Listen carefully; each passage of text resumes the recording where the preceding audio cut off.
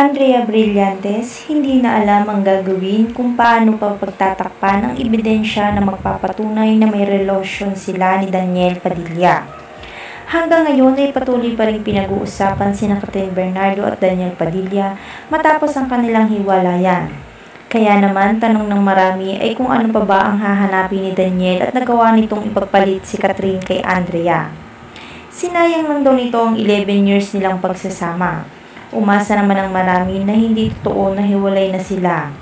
Ngunit nang mismong sila na ang magkumpirma nito sa kanilang social media account ay para daw nabagsakan ng mabigat na tinik ang kanilang tagahanga. Kaya naman lahat ng sisi ngayon ay nakatuon sa aktres na si Andrea Brillantes. Dahil na rin sa ilang mga espekulasyon na mayroon talagang silang relasyon ni Daniel Padilla dahilan kung bakit naghiwalay si Catherine at Daniel. Dahil na rin sa mga larawan na lumalabas ngayon na nasa iisang lugar lang sila sa isang video ni Sian Gasa, dito ay kinuwento niya kung ano sa palagay niya ang totoong nangyari sa Katniel. Ayon raw dito sa kanyang mga source, matagal na raw lapitin si Daniel ng mga babae. Hindi lang din daw iisang beses lang ito nagloko, kundi marami na ring beses.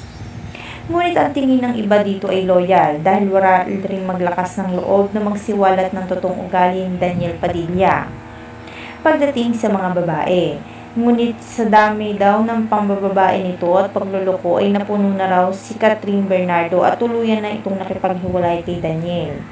Ngunit ngayong araw, usap-usapan ng isang video ni Andrea na nagmamakaawa kay Sian Gasa na huwag itong ilabas ang video na magpapatunay talaga na may relasyon sila ni Daniel Padilla.